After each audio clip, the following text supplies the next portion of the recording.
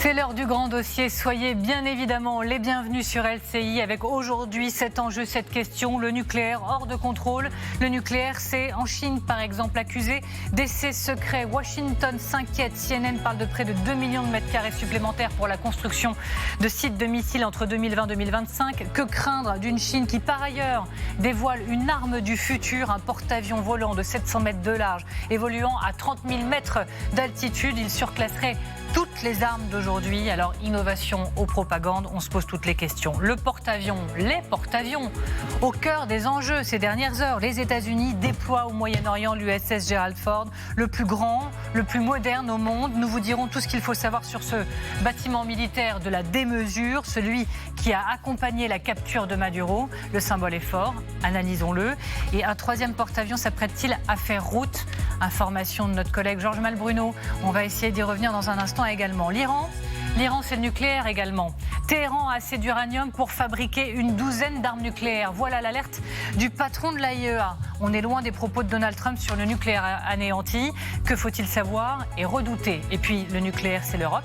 C'est l'Europe qui a l'intention d'exister. Révélation sur des discussions secrètes entre chancelleries pour former une nouvelle dissuasion. Quelles options sont sur la table? Là encore, comptez sur nous pour tout savoir.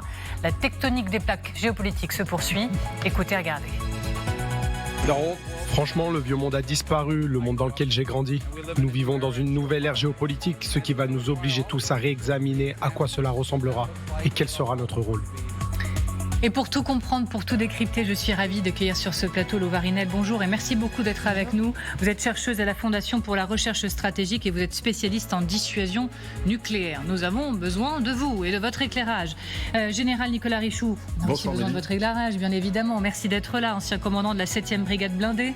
Merci également Gallagher Fenwick d'être à nos côtés. Vous êtes grand reporter spécialiste des questions internationales. Et bonjour Xavier de Giacomini, ravi de vous retrouver, bien évidemment. Vous êtes éditorialiste international LCI. À noter qu'à 17h10, c'est Nicolas Tenzer qui va nous rejoindre. Le grand dossier, le nucléaire hors de contrôle, c'est parti. Cette alerte donc pour commencer du patron de l'AIEA, l'Agence internationale de l'énergie atomique.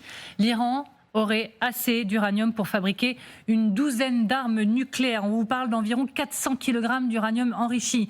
Alors je vous le disais, on est très loin du nucléaire anéanti, comme le disait Donald Trump. On va plus loin ensemble, Gallagher Fenwick, je vous emmène avec moi. Que révèlent les images satellites de l'activité nucléaire iranienne? Gallagher. Alors d'abord, ce que l'on voit, ce sont des remblaiements, des renforcements, deux hypothèses, et on n'en est qu'à cela à ce stade.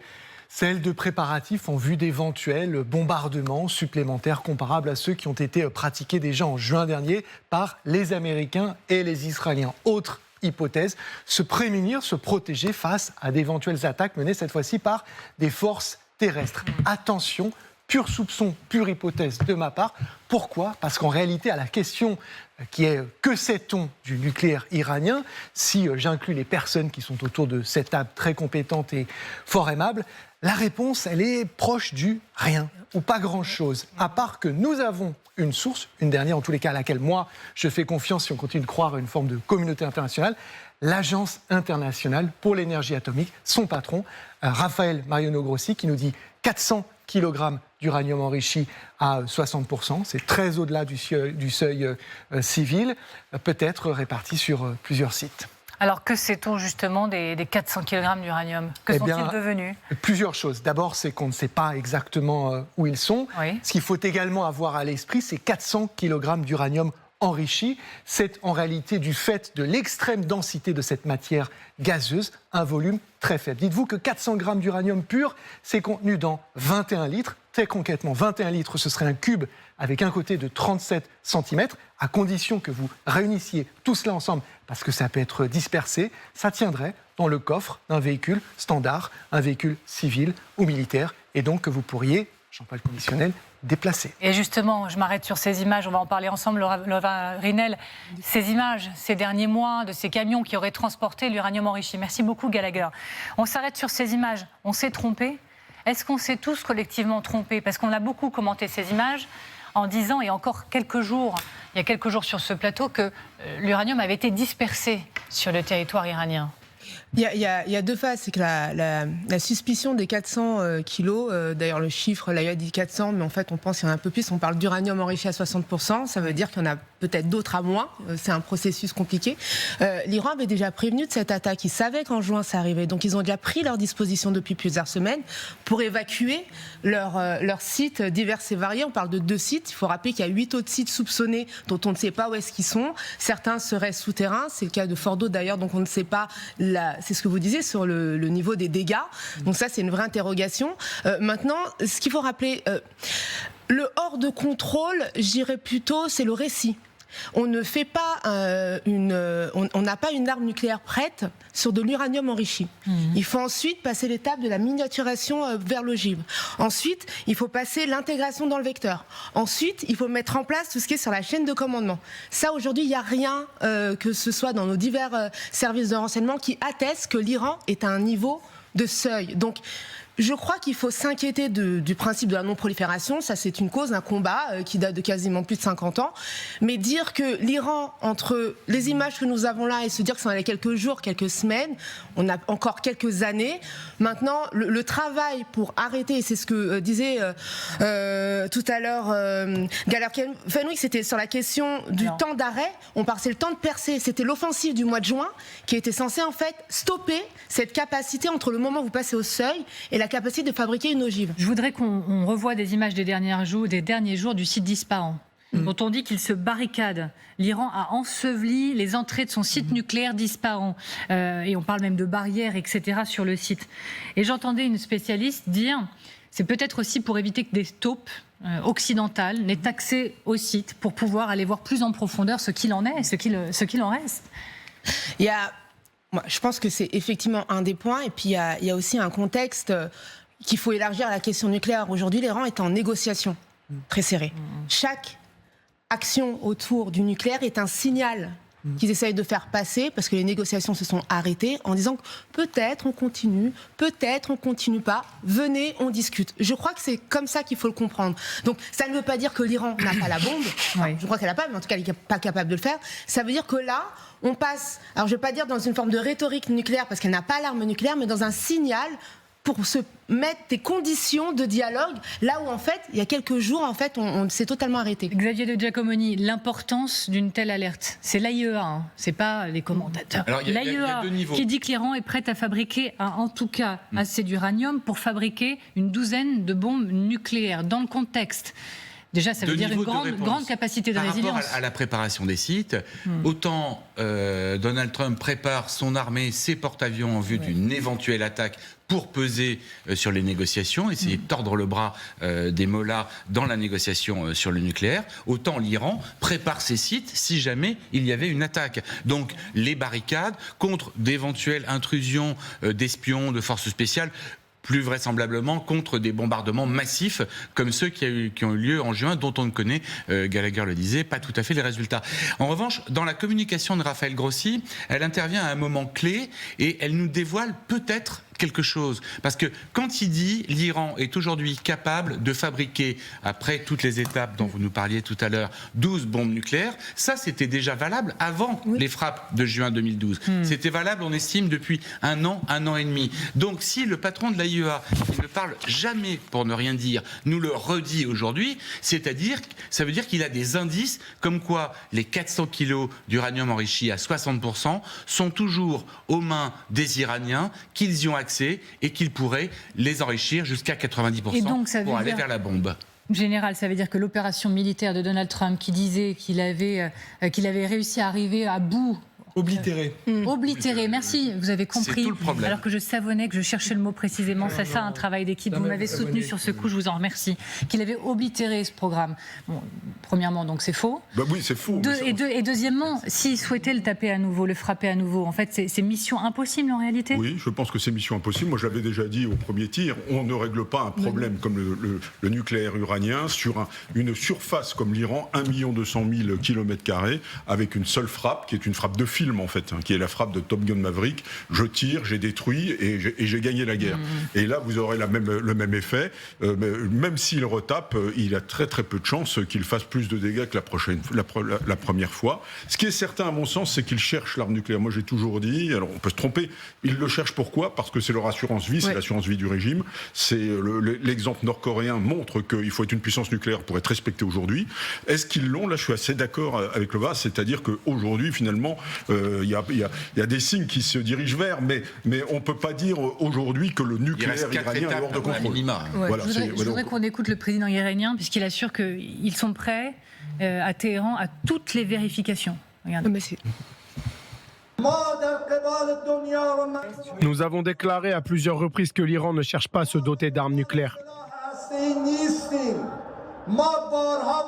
Nous sommes prêts à toute vérification à cet égard.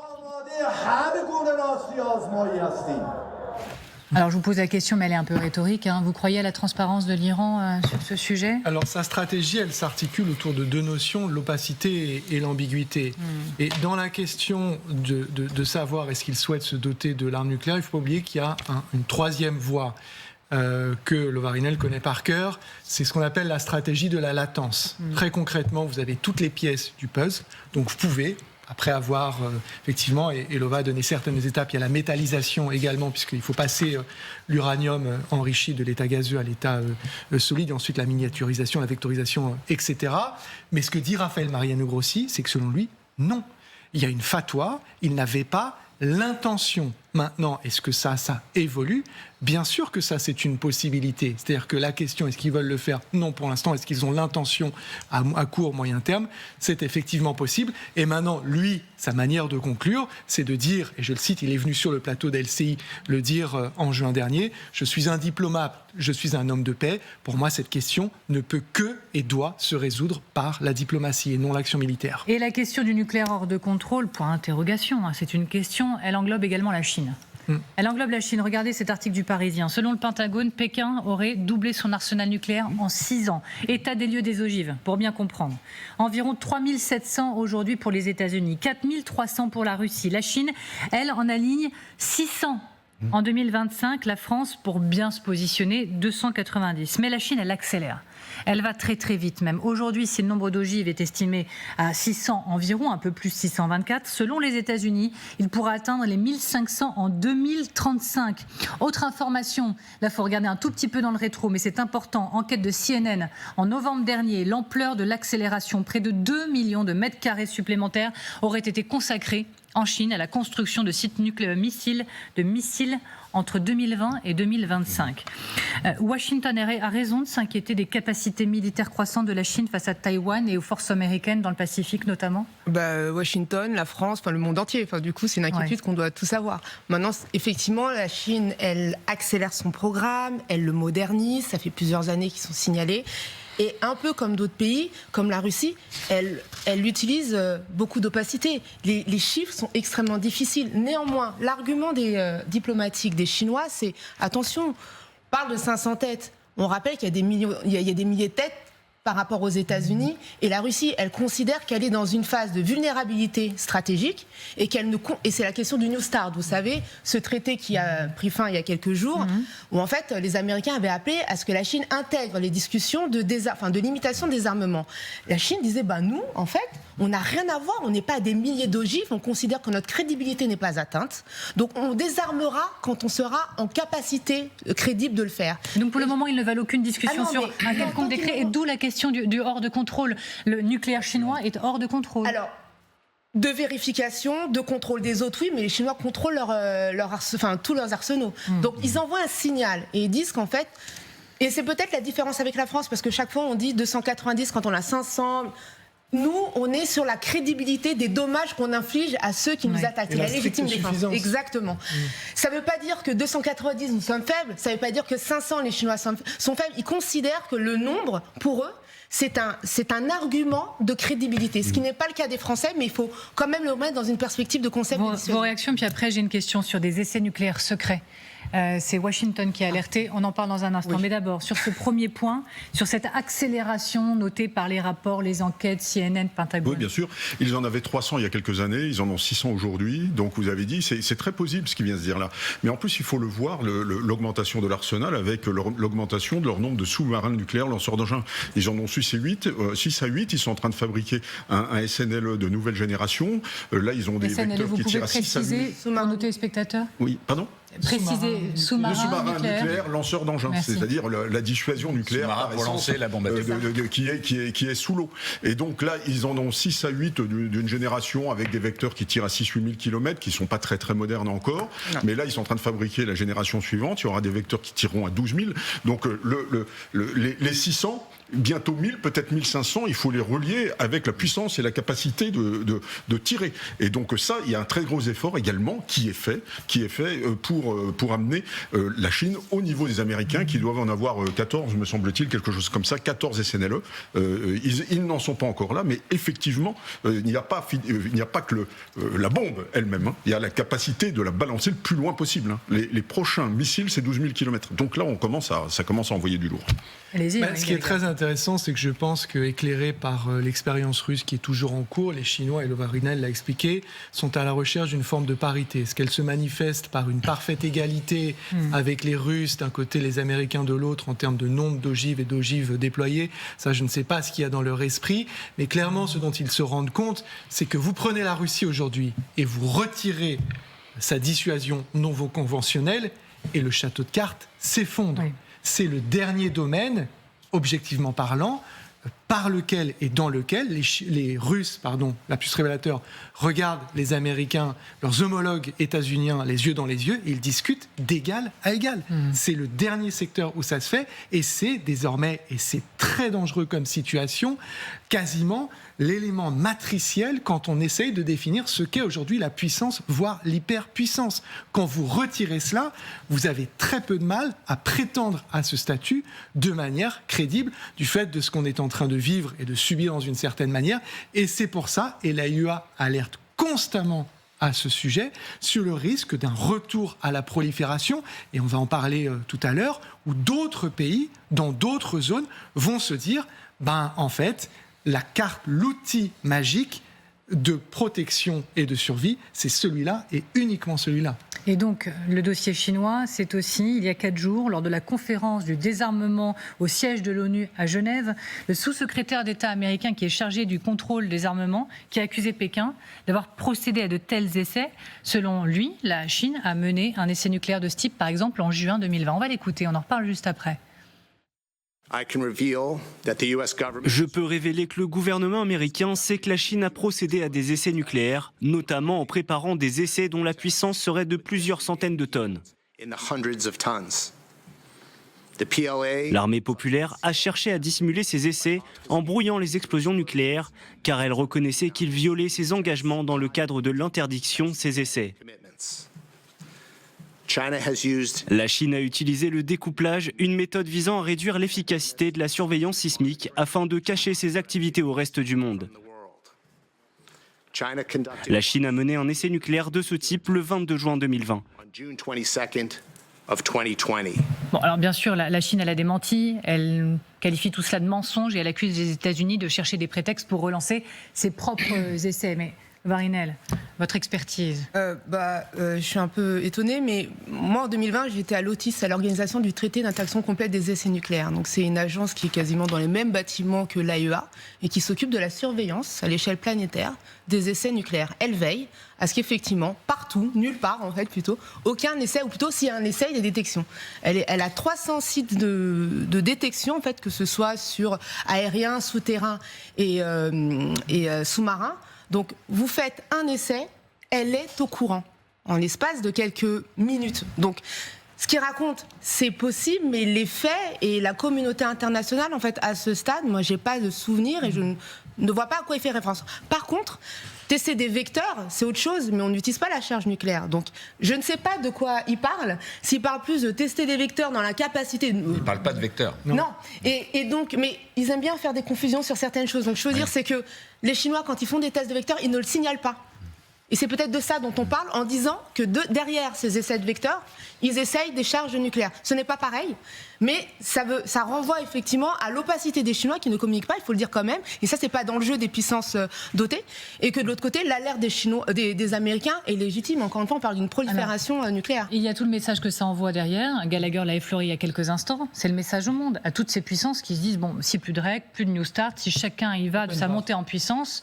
Bon, ben, pourquoi pas nous ? On est clairement aujourd'hui au bord du précipice en matière de prolifération nucléaire, parce que là, on parle de la Chine, on parlait de l'Iran tout à l'heure. Imaginez si demain, il y avait un test réussi par les Iraniens d'une explosion nucléaire souterraine ou autre. Que ferait l'Arabie Saoudite, des pays du Golfe, tous les pays qui sont autour de l'Iran ? Évidemment, ils se précipiteraient, certains en ont largement les moyens, commencer par l'Arabie Saoudite, pour trouver la solution. Maintenant, pour les essais secrets de la Chine, évidemment, on est en pleine politique. Thomas Dinano accuse, les Chinois récusent, on a du mal à y voir clair. Moi, je vous suis tout à fait. Ceci dit, les Américains disent, les Chinois ont trouvé le moyen d'annihiler en fait les capteurs sismiques. C'est-à-dire que quand vous faites un essai souterrain, il y a un tremblement de terre. La bombe est tellement puissante que ça induit un tremblement de terre qui fait réagir les capteurs sismiques. S'ils ont trouvé le moyen que ça ne se voit quasiment pas, c'est peut-être possible. En tout cas, c'est une accusation qui est extrêmement grave, extrêmement lourde et qu'il faudra prouver. Alors, il faudra qu'on se donne rendez-vous pour continuer d'en parler. Je dois continuer d'avancer. Je sais votre frustration, c'est bien naturel. Mais dans un instant, l'autre sujet, un troisième porte-avions américain s'apprête-t-il à faire route vers le Moyen-Orient ? Regardez ce tweet de notre confrère Georges Malbruno, c'était il y a quelques instants. Une source militaire française dans le Golfe, un troisième porte-avions américain est en réserve dans le Pacifique et s'apprête à faire route vers le Moyen-Orient. Nicolas Tenzer, je vous en prie, faites votre entrée sur ce plateau. On en parle ensemble, effectivement, enseignant à Sciences Po, auteur du blog Tenzer Stratégique et auteur du livre notamment Fin de la politique des grandes puissances, petits et moyens États à la conquête du monde aux éditions de l'Observatoire. Merci de nous avoir rejoints. On en parle donc dans un instant. Les porte-avions, les États-Unis envoient, ça c'est une certitude maintenant, le plus grand d'entre eux, l'USS Ford, en route. On va vous dire tout ce qu'il faut comprendre, notamment des symboles, parce que c'est ce porte-avions qui a aidé à la capture de Maduro, c'est pas rien. Et vous verrez que la Chine, elle envoie des messages en termes de porte-avions. Elle dévoile ces dernières heures son arme du futur, la plus grande, la plus large, la plus incroyable. Elle surclasserait tout. Innovation aux propagandes. On se retrouve donc dans un instant pour en parler.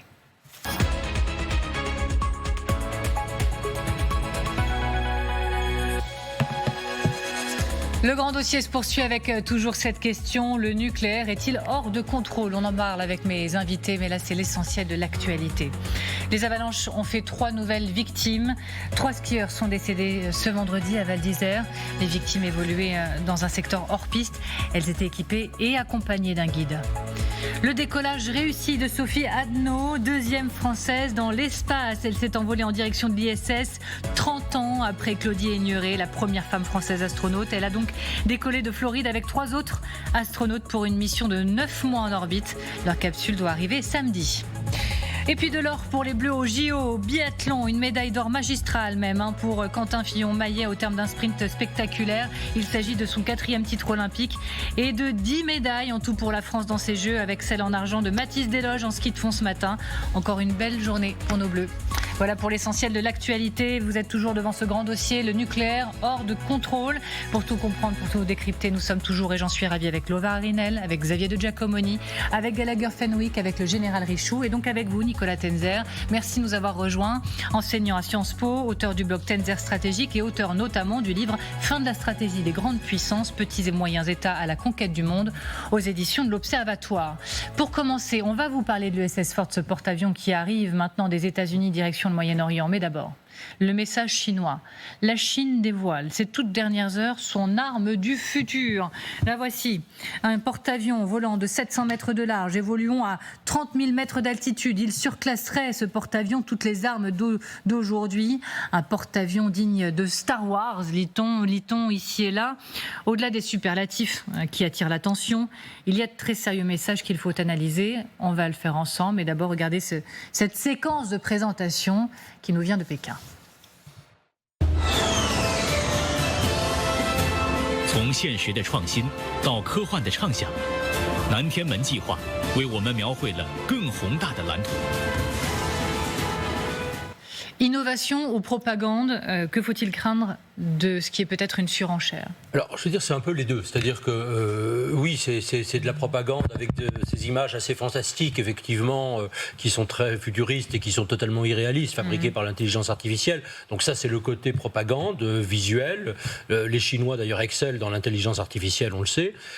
En revanche, il y a une réalité, c'est que la Chine est dans une position d'assez forte domination dans un certain nombre de secteurs technologiques, a décidé d'accroître considérablement son potentiel de technologie militaire à une vitesse vraiment hallucinante. Je veux dire, la Chine, c'est 600 ogives nucléaires aujourd'hui, ce sera 1000 ogives nucléaires en 2030, 1500 en 2035. C'est également de plus en plus une suprématie dans un certain nombre de domaines, donc il y a une vraie puissance technologique avec toujours cette ambition en ligne de fond du pouvoir chinois qui est de devenir la première armée du monde en 2049, un centième anniversaire de la prise de pouvoir par le Parti communiste chinois en Chine.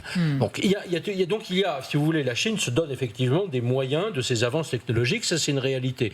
Maintenant, on sait aussi, parce qu'il faut quand même faire la part des choses, que malgré tout, si on regarde les dépenses militaires chinoises, c'est 2,5% du PIB, c'est 450 milliards de dollars par an, c'est beaucoup, mais c'est quand même le quart seulement des États-Unis, même si c'est quand même plus de 4 fois ce que fait le Japon. Deuxièmement, vous avez vu récemment aussi les purges dans l'armée chinoise. On ne sait pas si l'armée chinoise est véritablement apte au combat. Il n'y a pas d'expérience de combat. On a eu comme des surprises, je dirais, avec l'armée russe, on s'en souvient, en 2022. Donc voilà, faisons la part des choses, mais regardons quand même cette montée de la puissance chinoise pour ce qu'elle est, une réalité. C'est déjà la première puissance maritime, par exemple. Ça, il faut le savoir, avec quand même beaucoup plus de navires de guerre que la marine américaine. Alors, Xavier Titelman, qui était avec nous hier, dit guerre de communication et dit attention à l'escalade. Parce que tout ça peut être, je le cite, très sexy pour un Donald Trump. On en reparle juste après, regardez. Là, on est vraiment sur quelque chose qui est symbolique de la guerre de communication. Et en l'occurrence, je pense que les Chinois, ils lancent des appâts.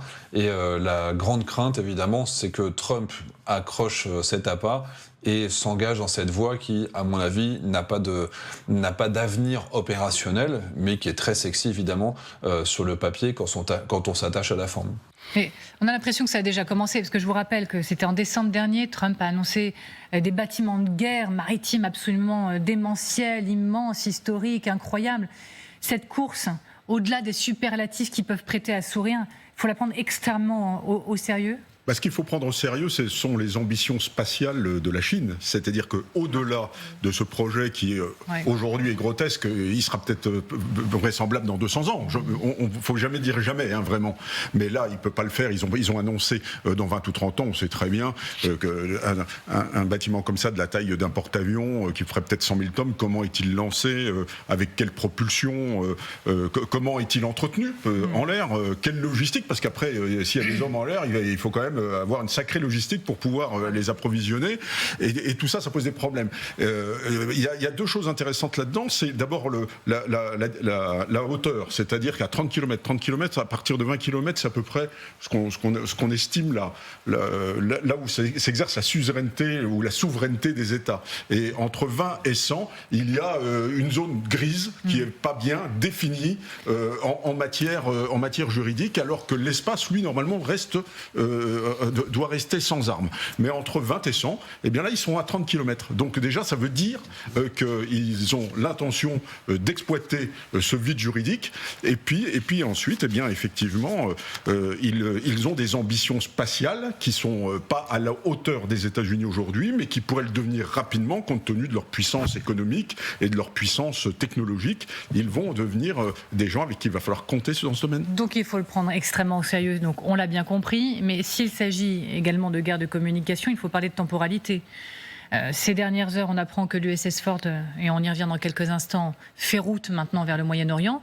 Dans le même temps, il y a cette communication chinoise. Est-ce qu'il y a une corrélation ? Est-ce qu'il y a même une correspondance très directe ? Alors, pas nécessairement directement face au déploiement et à la préparation pour une mission de l'USS Ford. En revanche, clairement, tout du moins dans l'espace informationnel, la guerre des étoiles, elle est lancée. Il faut se rappeler, moi je mettrais plutôt face à ça le projet Golden Dome, donc Dôme doré voulu par Donald Trump, et se souvenir qu'on a déjà connu une phase pareille à l'époque de Ronald Reagan, et derrière cela, il y a une autre guerre qui, elle, est également lancée, qui revêt un aspect purement économique. C'est-à-dire qu'à partir du moment où vous devez lancer ce genre de programme et les crédibiliser, il faut mettre face à ces images et ces récits des budgets. Et ça peut être une course effrénée, très risquée. Ça a tout simplement participé à l'effondrement de l'Union soviétique, auquel les États-Unis ont cassé les reins au sens financier et économique du terme, en engageant des dépenses. Et rappelez-vous, et j'en termine par là, tout récemment, l'une des plus grandes annonces de Donald Trump, il en fait tellement qu'on l'a déjà oublié. Oui, il a exigé que le budget de la défense des États-Unis passe de 1000 milliards à 1500 milliards. Deux choses. D'abord, est-ce que c'est crédible? Est-ce que c'est possible? Et deuxièmement, quand vous avez déjà 1000 milliards, qu'est-ce que vous achetez en plus pour 1500 milliards? Et savoir que si ça se fait véritablement, tout ce qui risque de se passer potentiellement, c'est aussi le risque de fraude dans les contrats, où plutôt que de faire payer votre clou $1, vous faites payer $1,5. Vous n'avez pas plus de clous, mais des clous plus chers. Moi, c'était mon point, c'est effectivement, je note l'ambition spatiale, je crois que c'est ça qu'il faut retenir. Les Chinois sont vraiment marqués par cette question-là.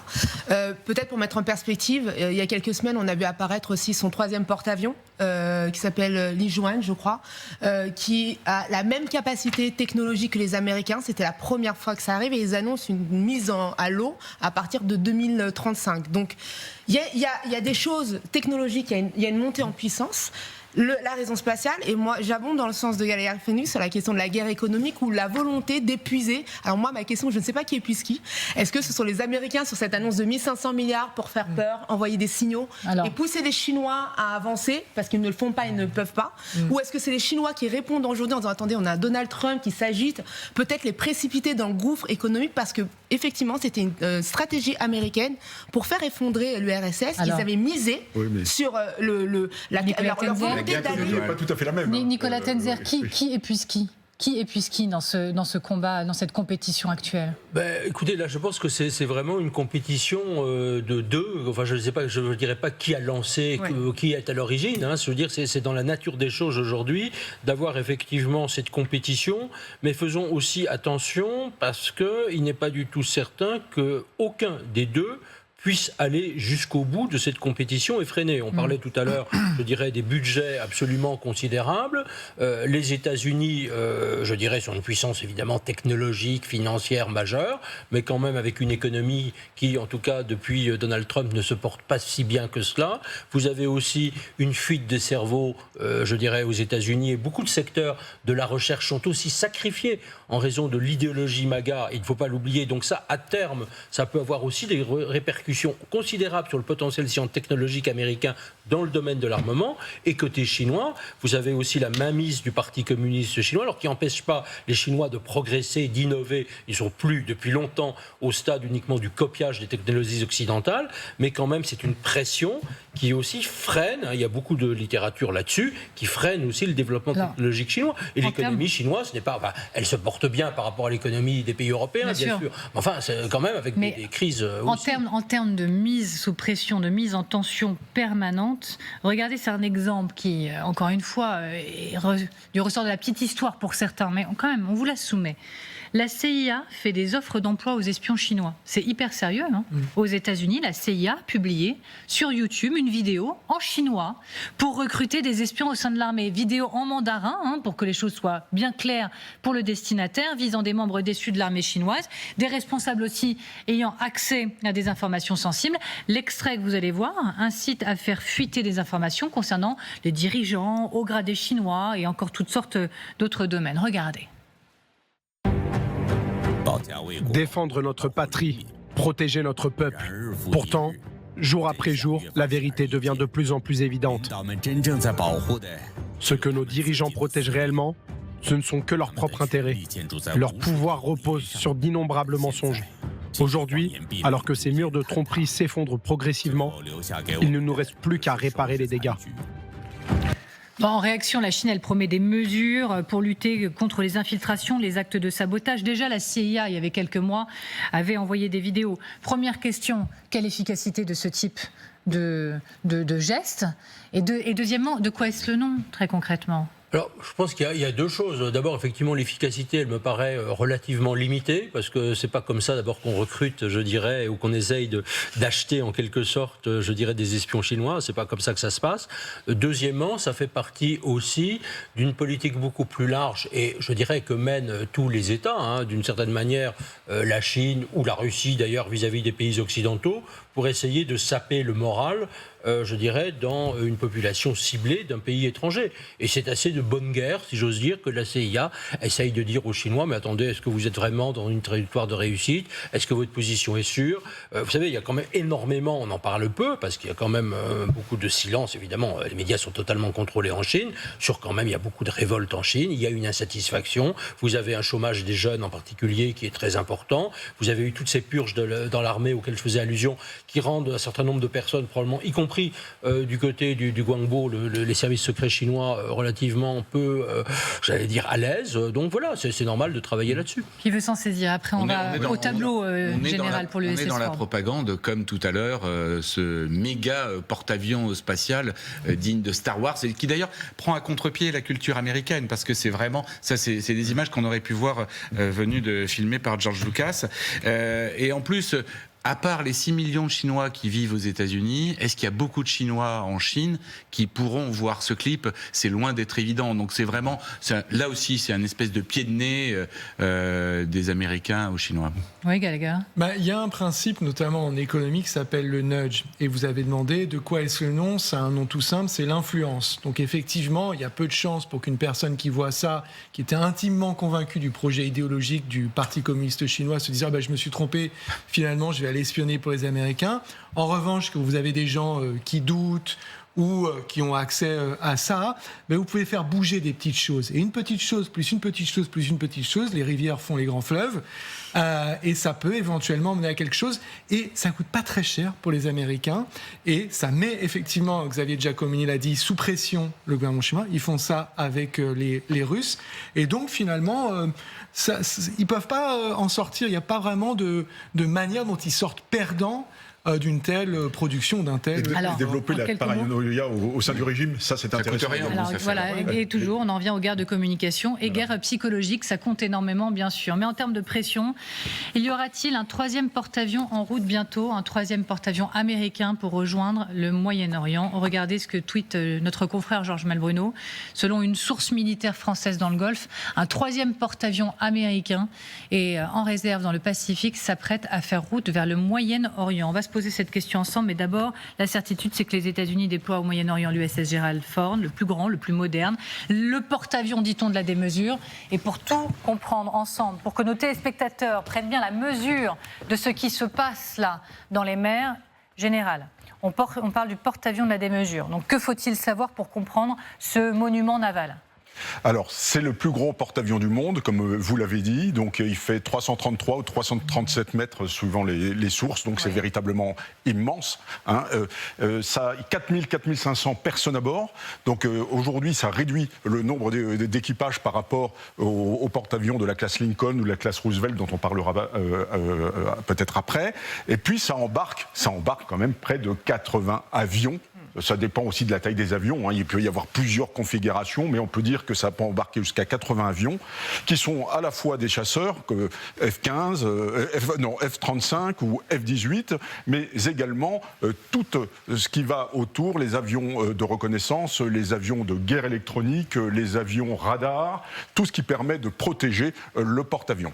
Et puis, last but not least, ce qu'il faut bien comprendre, c'est qu'un porte-avions, ça n'est pas, il ne navigue pas tout seul, c'est une force aéronavale. Et cette force aéronavale, ça veut dire qu'il est entouré de 3 ou 4 destroyers qui mettent une bulle anti-aérienne pour lui permettre de le protéger, qui permettent aussi de le protéger de manière anti-navire et également contre les sous-marins, car il y a toujours un sous-marin ou 2 sous-marins qui l'accompagnent sous la mer pour lui permettre de voyager en toute protection. Alors c'est important de poser cette question. Où se trouve-t-il actuellement ? Dans quelle zone ? Et combien de temps peut-il mettre pour arriver dans la région? Alors, on se souvient qu'il était face au Venezuela puisqu'il a pris part à l'opération contre Maduro.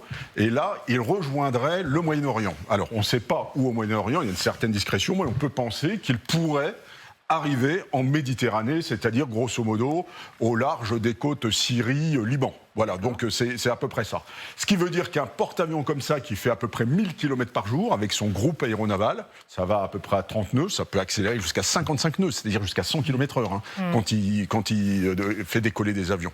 Eh bien, il va mettre entre 15 jours et 3 semaines pour rejoindre sa zone de déploiement. Et ensuite, eh bien, on peut penser, il peut participer soit au bombardement, soit à l'interception des vecteurs qui pourraient être envoyés par l'Iran en mesure de rétorsion, comme ça a été le cas au printemps, au moment du bombardement sur Tel Aviv. On se souvient qu'un porte-avions avait fait décoller ses avions en même temps que les Français, les Jordaniens, les Britanniques à partir de Chypre, pour aider à la protection d'Israël. Merci infiniment, parfait général. Nicolas Tenzer, l'analyse de l'envoi de suite USS Ford. Ce navire, ce monument, disais-je même, qui a aidé à la capture de Maduro il n'y a pas si longtemps. Le message et l'objectif principal selon vous?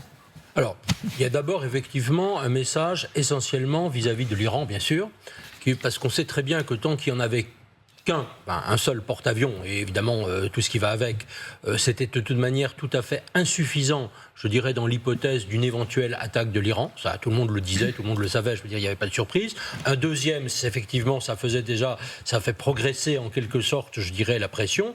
Un troisième, ça met une sorte de pression, évidemment, maximale contre l'Iran.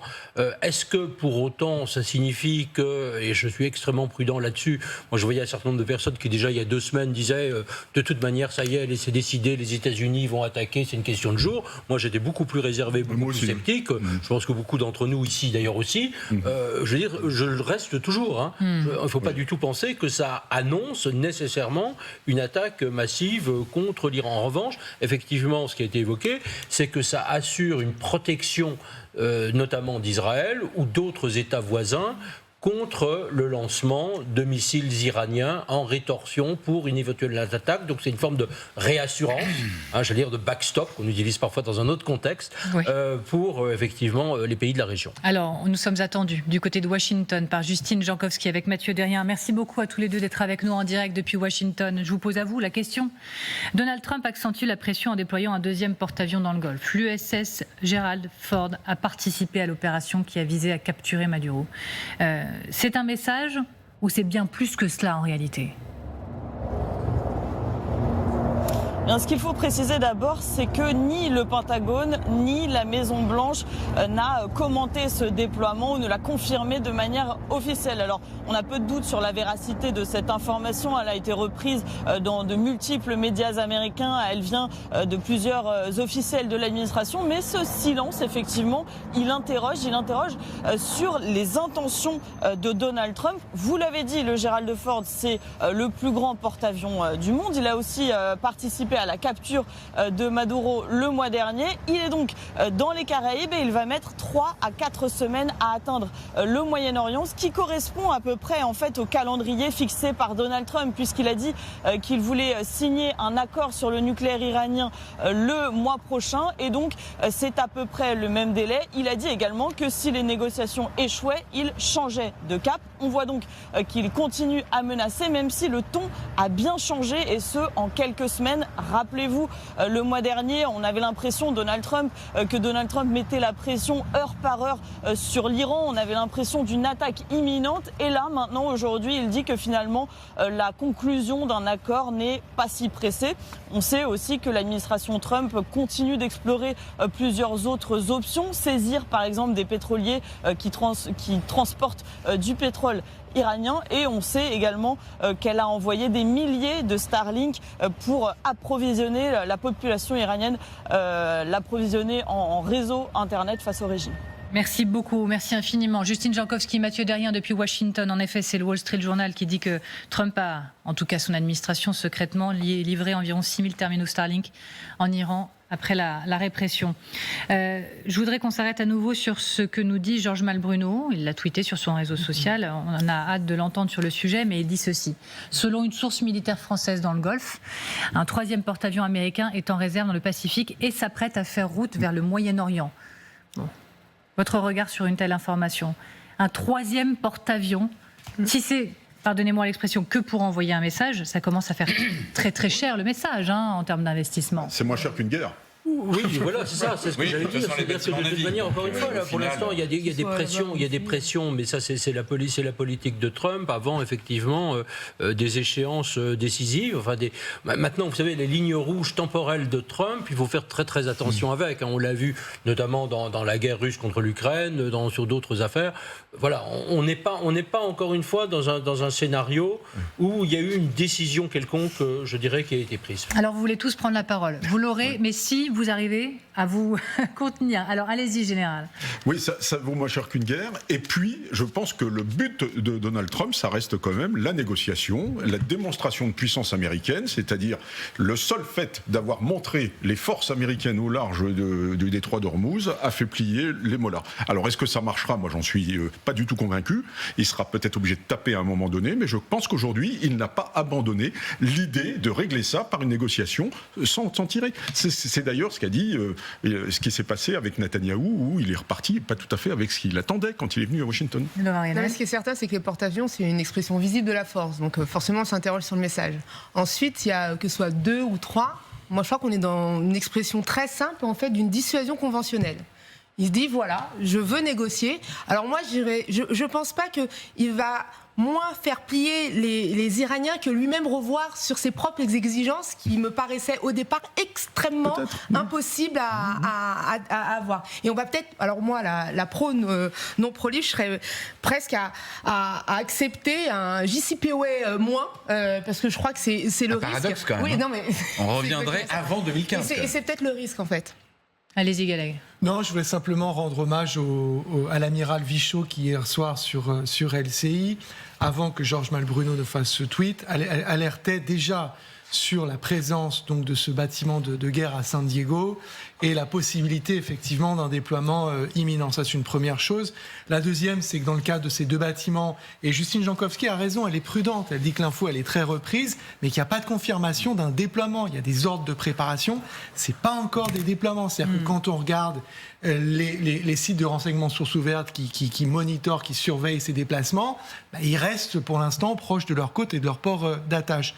Deuxièmement, si vous voulez, Donald Trump est potentiellement en train de se piéger pour 2 raisons. La première, c'est que plus vous déployez de moyens, plus vous avez une obligation de résultat proportionnelle à la quantité de moyens que vous êtes en train de déployer. Et conclusion, attention, vous avez face à face d'un côté une capacité de conquête, de frappe, et de l'autre une capacité à encaisser.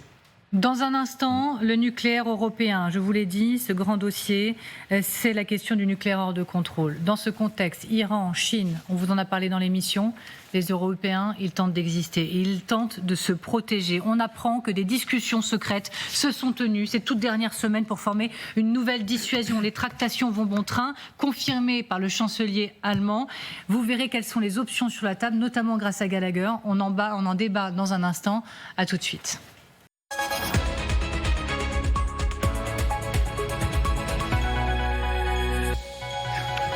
On se retrouve dans ce grand dossier, le nucléaire hors de contrôle, c'est notre question du jour et je suis ravie de pouvoir en parler avec Lo Varinel toujours, avec Gallagher Fenwick, avec Xavier de Giacomoni, avec le général Richoux et avec Nicolas Tenzer. Merci encore une fois d'avoir accepté l'invitation et je rappelle votre livre Fin de la politique des grandes puissances, petits et moyens États à la conquête du monde aux éditions de l'Observatoire. Alors maintenant, ces révélations sur le nucléaire européen, des options sont déjà sur la table pour renforcer la dissuasion européenne. Partage de notre parapluie. On va en parler. En tout cas, on apprend qu'existent ces discussions secrètes. Le chancelier allemand l'a confirmé il y a quelques heures maintenant, face à une nouvelle réalité nucléaire. Alors que la dépendance à la dissuasion américaine semble plus que fragile, alors que le chef de l'État doit prononcer un discours très bientôt sur le sujet, les Européens réfléchissent et ça devient très concret. Quelles sont les options sur la table ? Gallagher. Nous y allons ensemble pour expliquer à nos téléspectateurs. L'option numéro 1, le partage du parapluie nucléaire français. Attention Amélie, parce que j'entends déjà le souffle de Lovarinel et d'autres penseurs stratégiques qui sont allergiques à ce verbe, à ce mot, le partage. Donc plutôt de parler de partage, parlons de parapluie et notamment de son extension. Ce qui veut dire que le président français, et ça n'est pas nouveau ou inédit, envisagerait ou affirmerait que les intérêts vitaux de notre nation vont bien au-delà des frontières, à l'échelle de l'Europe. Comment le dit-il ? Quand le dit-il ? Et quelle formule emploie-t-il ? Eh bien, ce sera à lui évidemment d'en dissuader, parce que d'en décider, lapsus intéressant, parce que la dissuasion, c'est lui. Donc les mots, ça compte, mais les gestes aussi. Quels gestes concrets ? Allez, un au hasard, peut-être disposer des aéronefs de nos forces aériennes stratégiques dans des pays amis, alliés, peut-être même avec arrimer une arme nucléaire. Est-ce que ce serait une violation de nos obligations au regard du traité de non-prolifération, puisque ce serait une manière de proliférer ? On pourra poser la question au plateau. En tous les cas, le président Macron, il pose un constat qu'on va peut-être entendre à l'instant. Elle est formidable, Gallagher. C'était le 13 mai dernier, face à Darius Rochebin. Regardez. La France ne paiera pas pour la sécurité des autres. 2, ça ne viendra pas en soustraction de ce dont on a besoin pour nous. Et 3, la décision finale reviendra toujours au président de la République, chef des armées. L'autonomie. Alors mettons maintenant sur la table option 2, d'éventuels pays qui pourraient se doter de l'arme nucléaire, et l'option numéro 3, allez-y. Beaucoup d'Européens sont d'accord avec le constat, le symptôme. Ça n'est plus totalement fiable du côté de Washington DC, et notamment de Donald Trump. En revanche, là où il y a dissensus, désaccords possibles, c'est sur le remède. Ces pays amis, alliés dans les 27, feront-ils confiance à la France quand celle-ci peut-être parlera de cette extension du parapluie nucléaire, ou alors se lanceront-ils à leur tour dans la recherche de l'obtention à tout titre national de cette dissuasion? On sait que le chancelier allemand Friedrich Merz a reconnu qu'effectivement cette conversation, elle a lieu avec Emmanuel Macron. D'autres pays européens qui ont la technologie, qui ont les moyens, la volonté, on pense aux Polonais, mais aussi parfois on a tendance à l'oublier, aux Suédois qui ont eu un programme à une époque pour se doter de l'arme nucléaire. Peut-être vont-ils y revenir. Merci, parfait. Merci Gallagher Fenwick. Alors je vous pose la question, Nicolas Tenzer, quelle serait la meilleure des solutions? Je passe à vous juste après, Lovarinel bien évidemment. Nicolas, c'est une option. La meilleure, selon vous? Pour l'instant, je vais vous dire, la meilleure option sur la défense de l'Europe, elle n'est pas nucléaire, mais elle est conventionnelle. Oui. C'est la réalité. C'est-à-dire, aujourd'hui, devant notamment la menace russe, enfin, principalement la menace russe, il peut y en avoir d'autres, je veux dire, c'est d'abord s'armer et se donner les moyens de résister. D'ailleurs, nous en avons parfaitement la capacité. Il suffit de regarder le budget militaire que nous avons en Europe par rapport au budget militaire russe. C'est être capable d'aller défendre une ville européenne, Tallinn, Vilnius ou Helsinki, qui serait un jour attaquée par l'armée russe. Et c'est du conventionnel. Que deuxièmement, rapidement, il n'y a pas effectivement, et ça il faut tout de suite, il faut le redire 10 fois, il n'y a pas question de partager la clé nucléaire. Ça, c'est la propagande d'une partie de l'extrême droite, notamment en France, qu'on entend régulièrement. Il n'est pas question de partager, c'est-à-dire que dire aux Allemands, vous allez avoir un bout de clé. Ça, encore une fois, arrêtons avec ce genre de fantasme. Alors, Lovarinel, c'est votre moment. Urgence, il faut que la France élargisse, beaucoup de pays songent à une dissuasion européenne autonome. Eh ben, je vais faire comme a prévu Gallagher, c'est que je vais bondir sur ce il faudrait partager le parapluie nucléaire. Eh bien non, surtout pas, on ne fait pas ça, jamais. La crédibilité de notre dissuasion repose sur l'autonomie de la décision, c'est ce que disait le président. Donc c'est lui, tout seul, comme un grand, sans personne qui décide de l'ordre d'engagement, quand et comment. Ensuite, là c'est pour rebondir sur ce qu'a dit tout à l'heure Nicolas, c'est l'épaulement stratégique. Trop souvent, on dissocie le conventionnel de l'armement nucléaire. C'est un continuum. En fait, on en voit quoi? On dit à nos ennemis, avec une cohérence européenne, que nous nous sommes armés tous suffisamment, avec une cohérence de posture, pour dissuader nos ennemis de dépasser un seuil qui pousserait la France, parce que vous n'avez pas compris tous les signaux qu'on vous a envoyés, de lancer cet armement. Et à mon avis, la négociation, ça va être à ce niveau, qui s'arme comment, comment on partage ça. C'est effectivement, t'as tant de canons toi, mais donc du coup, toi en Allemagne, ça veut dire que si les Suédois sont menacés, t'es prêt à y aller. C'est plus ça, c'est pas la question de dire que nos Rafales Rafale, maintenant, on aura des pilotes allemands qui vont venir piloter nos avions ou avoir un groupe WhatsApp des chefs d'État à s'envoyer les codes nucléaires en cas de panique. Oui. C'est risqué. Ce serait très risqué sur Telegram plutôt. Mais ce que je veux dire, c'est qu'il faut c'est, à mon avis, la question, c'est vraiment l'épaulement stratégique, le financement de cet épaulement stratégique, qui reste toujours une question. Comment on finance le conventionnel, qui paye et comment. Et ça va être, à mon avis, il y a assez d'éléments, de capacité de nos États membres à pouvoir trouver des solutions dans ce sens. Encore faut-il être unis. L'Allemagne, la Pologne évoquent des discussions sur la possibilité, mais je voyais le ministre finlandais qui estime qu'il n'est pas réaliste d'envisager que l'Europe remplace la dissuasion nucléaire américaine. Bon, bref, on y croit, on est capable d'avancer un tant soit peu. Ensemble. Oui, moi je le pense sincèrement. En fait, Lovarinel le disait, ça s'appelle la mutualisation des moyens. Et on a largement les moyens en Europe de se défendre. Et même, on a largement les moyens, on ne l'a pas fait suffisamment, de défendre l'Ukraine actuellement. Alors la France a l'arme nucléaire, c'est un avantage considérable.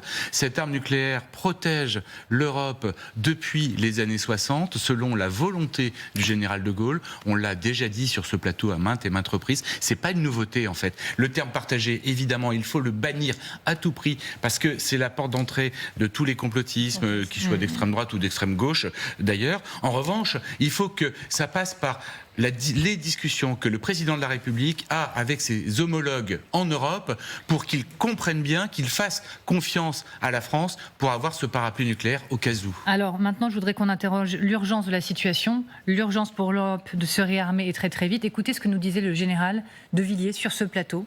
Regardez, c'est important.